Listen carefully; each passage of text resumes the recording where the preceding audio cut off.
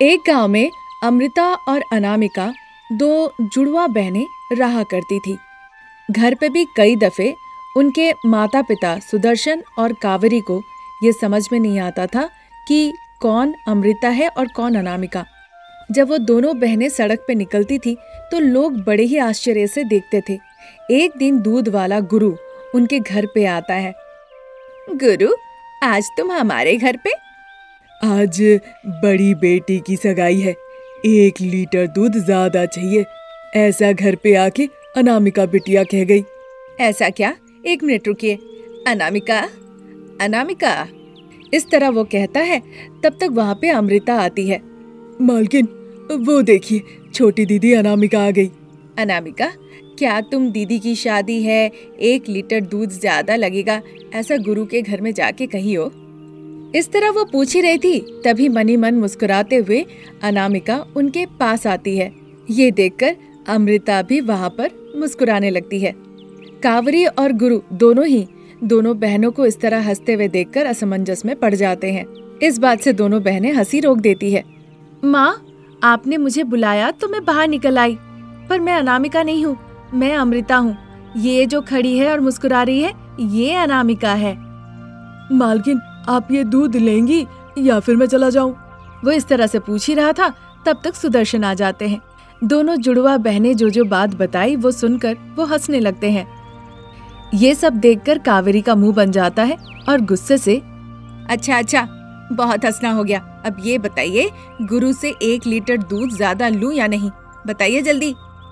ले लो कावेरी, आज बड़ी बेटी को देखने के लिए शहर से शारदा और उसके परिवार आ रहे हैं ना? अरे हाँ, चक्रवर्ती ने तो बताया था, मैं भूल ही गई थी।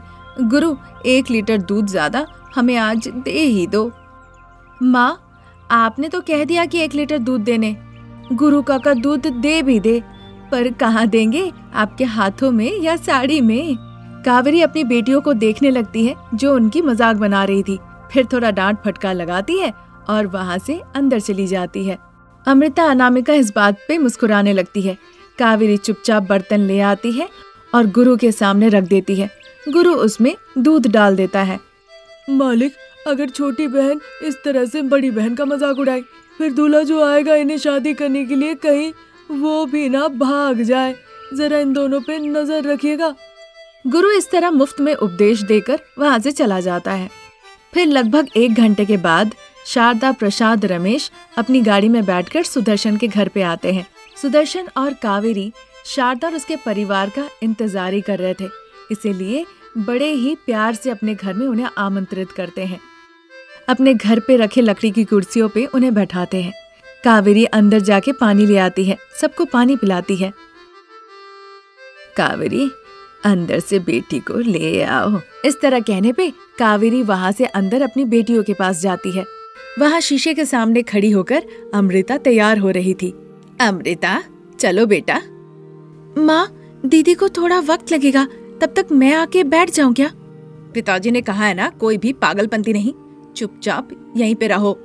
इस तरह कहकर अमृता जो कमरे में रेडी हुई थी उसे लेकर अनामिका को घर के अंदर रख के बाहर से वो ताला लगा देती है। कमरे के अंदर से गुस्से से अनामिका दरवाजा खटखटाने लगी। माँ, दरवाजा खोलो, मैं भी दीदी की सगाई देखना चाहती हूँ। इस तरह कहने के बावजूद कावेरी ध्यान नहीं देती और अच्छे से तैयार हुई अमृता को लेकर उनके सामने बैठा देती है। आज्ञाकारी और सुशील दिख रही अमृता को देखकर सभी लोग पसंद करते हैं। अमृता रमेश को देखती है, वो बिल्कुल हीरो देवानंद की तरह देखने में था। अमृता को वो पसंद आता है। वो दोनों बगीचे में अकेले में बातचीत करने चले जाते हैं। बड़े बाकी चीजों के बारे में बातचीत करते हैं। फिर शारदा, प्रसाद, रमेश आके खाने के लिए बैठते हैं। शारदा का परिवार वहाँ से चले जाने के बाद अमृता आके दरवाजा खोलती है। रमेश के बारे में वो अच्छी बातें बताई। चूँकि उसकी माँ ने उसके जीजाजी को देखने नहीं दिया, इसीलिए अनामिका अपनी माँ कावेरी पे बहुत नाराज होती है। अब दीदी इस शादी से खुश है, इसलिए वो सारी बातों को भुला देती है। फिर आने वाले माह में एक अच्छा मुहूर्त देखकर रमेश और अमृता की बहुत ही धूमधाम से शादी होती है। उस दिन भी अनामिका कोई शरारत ना कर बैठे, इसलिए उसकी माँ कावेरी उसे एक कमरे में बंद करके ताला लगा देती है। अमृता रोते रोते गाड़ी में बैठती है, फिर रमेश के साथ ससुराल चले जाती है और ये सब कुछ अनामिका बस खिड़की से देख रही होती है। फिर 2 दिन निकल जाते हैं। माँ, पिताजी, मुझे दीदी के बिना बिल्कुल अच्छा नहीं लग रहा है। मैं शहर जाके कोई नौकरी ढूंढ लेती हूँ। इस बात के लिए दोनों ही मंजूरी दे देते हैं। अनामिका गांव छोड़ के खुशी खुशी शहर चली जाती है। इस तरह 5 साल निकल जाते हैं। इस बीच रमेश और अमृता के 2 बच्चे होते हैं, हरीश और भाव्या। एक दिन अमृता जब बच्चों को स्कूल से लाने गई होती है, एक कार अपनी नियंत्रण खो देती है और अमृता को आके ठोक देती है।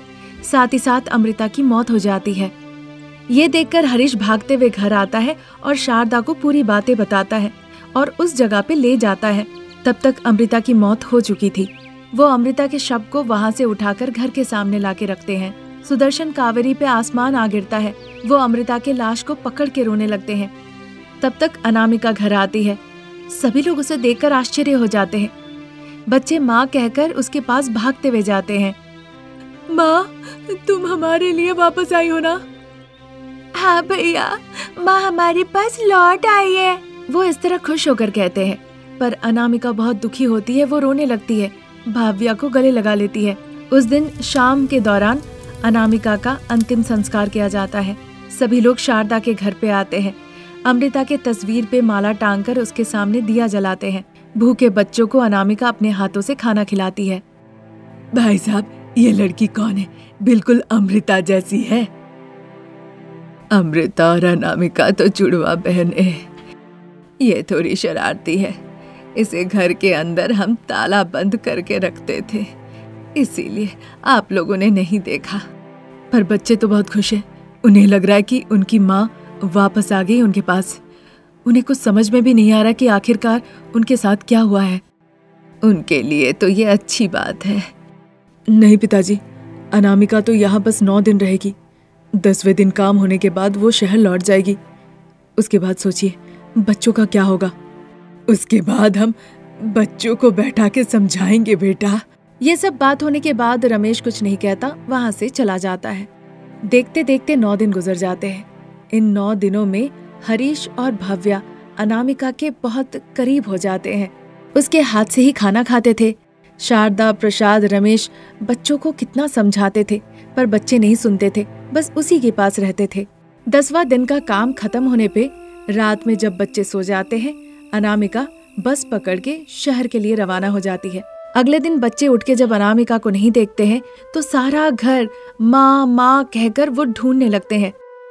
हमें माँ चाहिए। माँ कहाँ है? माँ नहीं है बेटा, माँ गुजर गई है। रात में थी और कह रही है कि मर गई है। ऐसा कहेंगे तो मारूंगी। बच्चे जब इस तरह कहते हैं तो शारदा, प्रसाद, रमेश समझ जाते हैं कि बच्चों का प्यार अनामिका के ऊपर कितना ज्यादा हो गया है, पर वो इस बात पे करते भी क्या। 2 दिन ऐसे ही गुजर जाते हैं। बच्चे खाना नहीं खाते हैं, उनको बुखार आ जाता है। माँ माँ कहकर वो तड़पते रहते हैं। चाहे कितना भी डॉक्टर दिखा ले, पर कोई फायदा नहीं। देखिए, चाहे मैं कितना भी दवाइयाँ दे दूँ, पर उनका बुखार ठीक नहीं हो रहा है। उन्हें उनकी माँ चाहिए। इससे पहले कि और परिस्थिति खराब हो, आप जल्द से जल्द उनकी माँ को लेकर आइए। इस तरह कहकर डॉक्टर वहां से चले जाते हैं। अब बच्चों की परिस्थिति देखा नहीं जा रहा था, इसीलिए प्रसाद जाके सुदर्शन को पूरी बात बताते हैं। जब अनामिका को यह सब पता चलता है, वो भागते हुए बच्चों से मिलने के लिए आती है। वो आके बच्चों को प्यार से गले लगा लेती है। बच्चे उसे देखकर बहुत खुश होते हैं। माँ, तुम आई हो? हमें पता था माँ, तुम हमारे पास जरूर वापस आओगी। बच्चों की ऐसी बातें सुन के अनामिका के आंखों से आंसू निकल आते हैं। 2 दिनों के अंदर ही अंदर बच्चे ठीक हो जाते हैं। वो फिर से स्कूल जाने लगते हैं। एक दिन बच्चे स्कूल जाने के बाद शारदा अनामिका के माता पिता को अपने घर पे बुलाते हैं। फिर अनामिका का क्या जवाब होता है, उस बात का सभी को इंतजार होता है। माँ, पिताजी, आंटी, अंकल, दीदी के बच्चों के खातिर मैं जीजाजी से शादी करने के लिए तैयार हूँ। आप लोग क्या कहेंगे? बहुत अच्छा फैसला है बेटा। हाँ अनामिका, तुम छोटी होने के बाद भी बहुत बड़ा फैसला ली हो।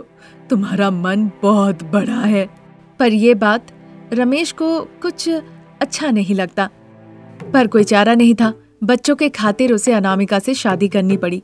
बस बहन के बच्चों के लिए अनामिका अपने जीजाजी से शादी कर लेती है। बच्चों को बहुत प्यार दुलार करती है और उस घर में बहू बन के रहने लगती है। आज की कहानी यहीं तक। नई कहानी लेके जल्द हाजिर होंगे। नमस्कार। प्रसाद जो पैंट शर्ट पहन के स्कूटी चला रहे थे, शारदा चूड़ीदार पहनकर उसके पीछे बैठी हुई थी और उसे पीछे से जकड़ के पकड़ी हुई थी। शारदा, हम प्यार के तोता मैना जैसे उड़ रहे हैं। आपको शर्म नहीं आती? शादी योग्य हमारा एक बेटा है और आप कह रहे हैं कि प्यार में तोता मैना जैसे हवा में उड़ने के लिए। शर्म आती अगर मैं सामने वाली सुजाता, पड़ोस में रहने वाली पार्वती या कमला से पूछता, लेकिन मैंने तो अपनी पत्नी से पूछा है। बहुत मजाक हो गया। उम्र दिन पे दिन हमारी बढ़ती जा रही है, घट नहीं रही है। शारदा कही रही थी, तभी प्रसाद अपनी स्कूटी ले जाकर एक पार्क के सामने रोकते हैं। ये देखकर शारदा थोड़ी अचंभित हो जाती है। ये क्या है जी? आपने तो उड़ने की बात कही थी, यहाँ पार्क में क्यों ले आए? उड़ने के लिए हमारे पास पंख होने चाहिए ना। वो तो हमारे पास नहीं है और ना ही भविष्य में कभी होगा, इसीलिए तुम्हें मैं पार्क में ले आया। उतरो शारदा। शारदा फिर स्कूटी से नीचे उतरती है। उधर रमेश जो ऑफिस में दुखी होकर बैठा हुआ था, उसे काम में मन नहीं लग रहा था। ठीक उसी वक्त मॉडर्न ड्रेस में उसकी बॉस अनामिका उसके सामने आती है। मिस्टर रमेश, क्या हुआ है आपको? इससे पहले तो प्रोजेक्ट के काम में इतनी गलतियाँ कभी नहीं हुई है। कोडिंग में बहुत गलतियाँ है। Are you fine? I am not fine madam. Okay mister Ramesh, you can go. फिर वहाँ से अनामिका चली जाती है। रमेश भी अपने ऑफिस में बिल्कुल रुकना नहीं चाह रहा था, इसीलिए वो अपना बैग उठाता है और निकल जाता है। अनामिका अपनी सीट पर बैठकर काम कर रही होती है। टेबल पे रखा उसका सेलफोन बज उठता है। अनामिका देखती है, उसमें लिखा था डैड कॉलिंग। फोन उठाऊंगी तो शादी करके मेरा सर खा लेंगे। अभी बहुत काम है। पर रमेश को अचानक क्या हुआ? प्रोजेक्ट के काम में इतनी गलती ऐसे पहले उसने कभी नहीं की थी। शिट, ऐसा सोच ही रही थी, तभी डोर खुलता है। अनामिका के पिताजी सुदर्शन कमरे के अंदर आते हैं। मैं यहाँ ऐसे आ जाऊंगा, तुमने सोचा नहीं था ना? आइए पिताजी, बैठिए ना। इस तरह कहने पे सुदर्शन आके चेयर पे बैठते हैं। आप कुछ लेंगे पिताजी? तुम बस कह दो कि तुम शादी करोगी, वही मेरे लिए बहुत है। घर पे भी वही शादी की बात, ऑफिस आओ तो शादी की बात, और कुछ नहीं है क्या? नहीं है, तुम्हें शादी करनी ही होगी एक अच्छे लड़के से। ससुराल जाना ही पड़ेगा, तब जाके मैं खुश हो पाऊंगा। लेकिन डैडी, अभी इसी वक्त एक अच्छा लड़का मुझे कहाँ से मिलेगा? आंखों से नहीं बेटा, दिल से देखो। हमारे पसंदीदा लोग हमारे आसपास ही होते हैं। इस तरह सुदर्शन अपनी बेटी से बात कर रहे होते हैं और उधर पार्क में शारदा एक बेंच पर बैठी हुई होती है। प्रसाद 2 आइसक्रीम लेके आते हैं और जाके शारदा के बेंच में बगल में बैठ जाते हैं। शारदा और प्रसाद दोनों आइसक्रीम खाने लगते हैं। क्या हो गया आपको? आज जवानों की तरह आशिक बने हुए घूम रहे हैं। मुझे तुम्हारी तकलीफों के बारे में पता चला। इस तरह कहने पे शारदा की आंखें नम हो जाती है। हमेशा तुम काम करती रहती हो, कभी भी थकती नहीं हो। तुम्हारे घुटनों का दर्द, हाथ का दर्द, कमर में दर्द, सारे दर्द बर्दाश्त करके तुम चेहरे पे हंसी रख के काम करते रहती हो। इसीलिए मैंने सोचा थोड़ा आराम करवाने के लिए मैं तुम्हें यहाँ पार्क में ले आऊं। आराम मिलेगा, पर इस तरह से नहीं, जब घर में बहू आ जाएगी। जान पहचान वालों को सभी को कहा है, बहुत जल्द एक अच्छी बहू जो हमारे घर के लायक हो वो मिल जाएगी। इस तरह बात करते हुए दोनों लव बर्ड्स आइसक्रीम खाने लगते हैं। उधर कैबिन से जैसे ही पिताजी सुदर्शन बाहर निकलते हैं, अनामिका सोचने लगती है, डैडी के कहे मुताबिक ऐसे आसपास में अच्छा लड़का सिर्फ रमेश ही है। वो रमेश को फोन लगाती है। उस वक्त रमेश एक प्राइवेट हॉस्पिटल में गया हुआ था। बताइए मैडम। कहाँ हो तुम रमेश? पूछने पर रमेश अस्पताल का नाम बताता है। 10 मिनट के अंदर अनामिका कार लेके अस्पताल में पहुंचती है। हॉस्पिटल के परिसर में ही दोनों एक बेंच पे जाके बैठते हैं। दोनों अपनी शादी की बात करते हैं और फिर वहां से निकल जाते हैं। उस रात में ही अनामिका अपने पिताजी सुदर्शन को ये अच्छी खबर सुनाती है। सुदर्शन बहुत खुश होते हैं और शादी के लिए मंजूरी दे देते हैं। उधर रमेश भी अपने घर पे सोफे पे बैठ के माँ पिताजी को अनामिका के बारे में बताता है। वो भी खुश होते हैं और शादी के लिए मंजूर हो जाते हैं। फिर सभी की उपस्थिति में बड़े ही हर्ष उल्लास के साथ अनामिका रमेश की शादी होती है। अनामिका अब अपनी नई जिंदगी शुरू करती है। एक दिन शारदा से अनामिका कहती है, माँ जी, आपका बेटा कह रहा था कि आपको कुछ दर्द वर्द की समस्या है। उन्होंने कहा कि आपका ख्याल रखने के लिए। पर माँ जी, मुझे खाना पकाना, घर का कामकाज नहीं आता।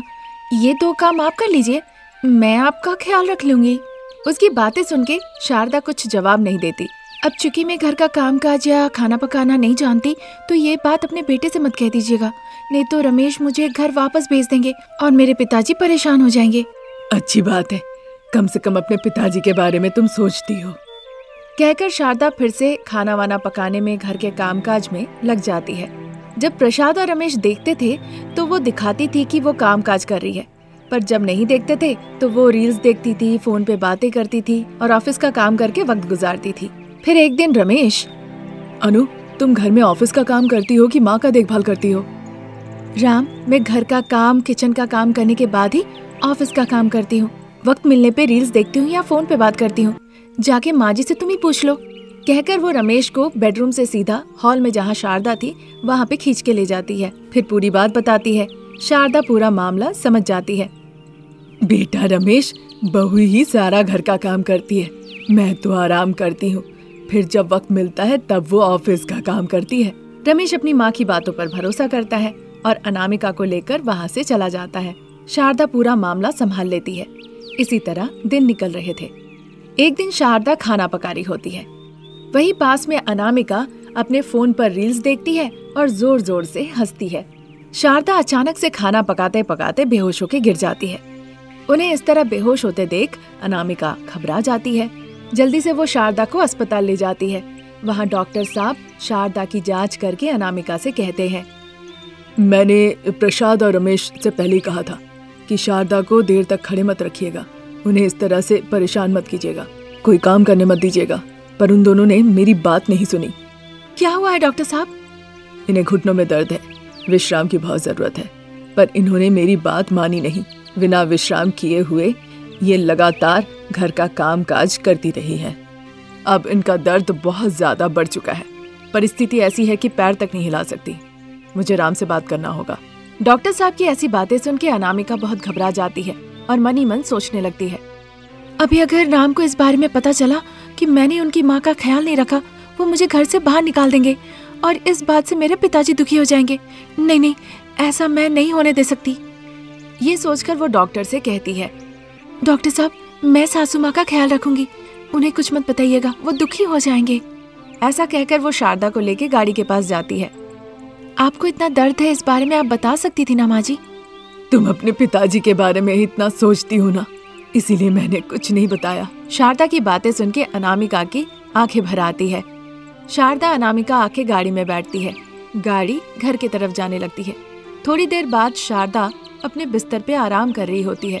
मॉडर्न अनामिका अब अपने सेलफोन में तरह तरह के वीडियो देखकर खाना पकाना शुरू करती है। रमेश उधर से अपने ससुर जी सुदर्शन को घर ले आता है। प्रसाद भी घर लौट आते हैं। सभी लोग डाइनिंग टेबल पे बैठते हैं। अनामिका डरते डरते खाना परोसती है। मुंह में डालते ही सभी लोग थू थू करके खाना फेंक देते हैं। रमेश अनामिका को गुस्से से देखने लगता है। देखकर अनामिका बहुत घबरा जाती है। अनामिका, अब समझ में आया, अब तक तुमने कभी भी खाना ही नहीं पकाया, माँ से ही सारा खाना पकवाया। जब मैंने पूछा कि तुम्हारा खाने का स्वाद बिल्कुल माँ जैसा कैसे, तो तुमने बताया कि माँ जैसा कहती है, मैं उसी मुताबिक खाना पकाती हूँ। हाँ। उसकी बातें सुन के अनामिका घबराते हुए कहती है, मुझे माफ कर दीजिए, आइंदा कभी ऐसा नहीं होगा। डॉक्टर ने जब फोन करके मुझे पूरी बात बताया था, तभी मैं समझ गया था कि तुम खाना नहीं पकाती हो और घर का सारा काम माँ से करवाती हो। ये क्या बेटा, जब तुम्हें पता था कि तुम्हारी सासू माँ बीमार है तो तुम्हें उनका ख्याल रखना चाहिए था। तुम नहीं करोगी तो और कौन करेगा? घमंडी है पिताजी। माफ कर दीजिएगा, मुझे नहीं पता था मामला इतना सीरियस है। अब से मैं सासू माँ का बहुत अच्छे से ख्याल रखूंगी। हाँ बेटा, भले ही बहू को खाना पकाना नहीं आता, पर उसके मन में मेरे लिए बहुत प्यार है। मैं उसके पास बैठ के उसे खाना पकाना सिखाऊंगी, वो जरूर सीखेगी। हाँ राम, माँ जी ने कहा वो मुझे खाना पकाना सिखाएगी। मैं उनका अच्छे से ख्याल रखूंगी। राम, वो कह रही है कि अपनी सासू माँ से वो खाना पकाना सीखेगी। उसे एक मौका दे दो। हाँ पिताजी, मुझे माँ भी चाहिए और अनामिका भी चाहिए, और वो दोनों जब साथ है तो ये तो बहुत अच्छी बात है। इस तरह राम कहता है। तब से मॉडर्न अनामिका अपनी सासू माँ के पास खाना पकाना सीखती है और सब साथ मिलके खुशी खुशी जीवन बिताते हैं। ये थी आज की कहानी। नई कहानी लेकर जल्द हाजिर होंगे। नमस्कार।